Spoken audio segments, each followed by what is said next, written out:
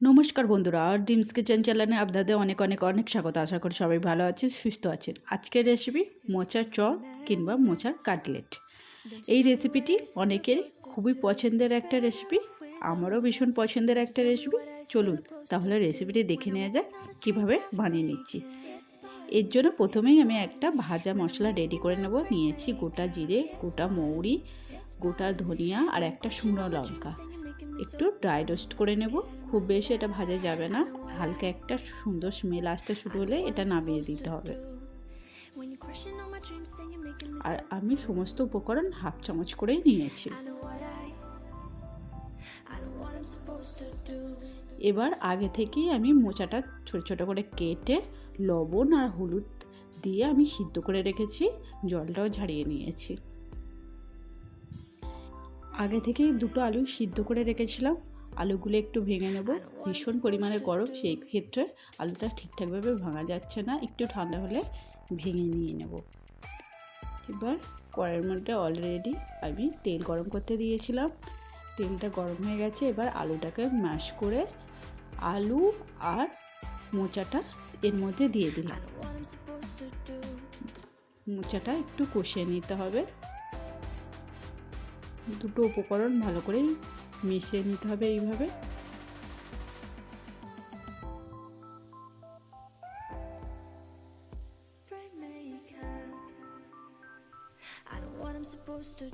এবার দিয়ে দেবো আদা আর কাঁচা লঙ্কার পেস্ট।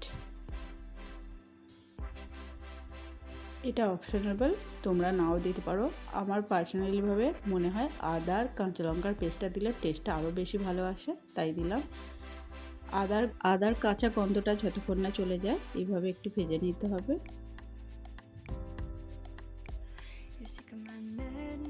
একটু ভাজা হয়ে যাওয়ার পর দিয়ে দেবো হাফ চামচ হলুদ গুঁড়ো। হলুদ গুঁড়োটা দিয়ে একটু হালকা করে ফ্রাই করে নিতে হবে, যাতে হলুদ গুঁড়োর কাঁচা গন্ধটা চলে যায়।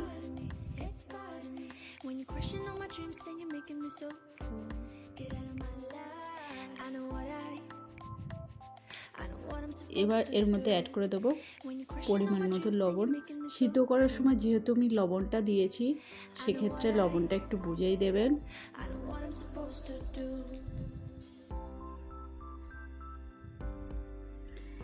অফ ক্যামেরায় আমি হাফ চামচ ধনিয়া গুঁড়ো আর হাফ চামচ জিরা গুঁড়ো এর মধ্যে অ্যাড করে ফেলেছি। ক্যামেরা অন করতে ভুলে গিয়েছিলাম, তার জন্য ক্ষমা করবেন। আপনারা এই উপকরণটা এর মধ্যে অ্যাড করে দেবেন। দিয়ে দিলাম অল্প একটু চিনি। নিরামিষ চপ, সেক্ষেত্রে অল্প একটু মিষ্টি হলে ভালোই লাগবে খেতে।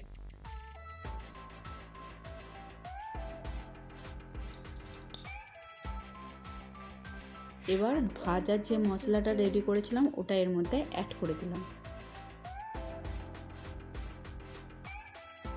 আপনারা চাইলে এর মধ্যে একটু গরম মশলা অ্যাড করে দিতে পারেন, ভীষণই সুন্দর স্মেল আসবে। দিয়ে দিলাম অল্প একটু চীনাবাদাম। এটা রোস্টেড চীনাবাদাম। আপনারা কাঁচা যদি চীনাবাদাম এর মধ্যে ইউজ করেন তাহলে অবশ্যই একটু আগে থেকে ভেজে নেবেন, তারপরে এর মধ্যে অ্যাড করবেন। চীনাবাদাম দিলে টেস্টটা খুব ভালো আসে। এবার নামিয়ে নিয়েছি, এটা রেডি হয়ে গেছে। ঠান্ডা হয়ে যাওয়ার পর এইভাবে চপগুলো করে নিচ্ছি। আপনারা যেরকম ইচ্ছা শেপ দিতে পারেন। চপগুলো করা হয়ে গেছে। আগে থেকে আমি 2 চামচ কর্নফ্লাওয়ার গুলে রেডি করে রেখেছিলাম, পাতলাই একটু গুলবেন। একটা পাত্রে নিয়ে নিয়েছি ব্রেড ক্রাম্বস। আপনারা চাইলে বিস্কুটের গুঁড়ো দিয়েও এটা রেডি করতে পারেন। এবার চপগুলোর একটা করে ড্রো নিয়ে কর্নফ্লাওয়ারের মধ্যে এটাকে কোট করে নেবেন, তারপরে বিস্কুটের গুঁড়ো কিংবা ব্রেড ক্রাম্বসের মধ্যে কোট করে নেবেন। অবশ্যই কোটিংটা যেন দুটো লেয়ারে হয়, দুবার করে কোট করে নেবেন, তাহলে টেস্টটা খুব ভালো আসবে। দেখুন যেভাবে আমি করছি আপনারাও ঠিক সেইভাবেই করবেন।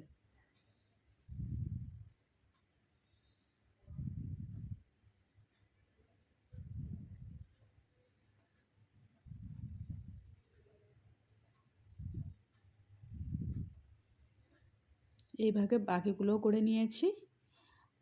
10 মিনিটের মতন রেস্টে রেখেছিলাম। 10 মিনিট পর আমি সর্ষের তেলের মধ্যে এটা ভাজবো। আপনারা চাইলে সাদা তেলের মধ্যেও ভেজে নিতে পারেন মোচার চপগুলো। দেখুন রেডি হয়ে গেছে, আর কত সুন্দর হয়েছে, ক্রিস্পিও হয়েছে আর টেস্টিও হয়েছে ভীষণ। যদি রেসিপিটি ভালো লেগে থাকে অবশ্যই কমেন্ট করে জানাবেন, আর ভিডিওটিতে একটি লাইক করে চ্যানেলটিকে সাবস্ক্রাইব করে নেবেন। আজকের মতন এই পর্যন্ত, আবারও দেখা হচ্ছে পরবর্তী একটা রেসিপির ভিডিও নিয়ে।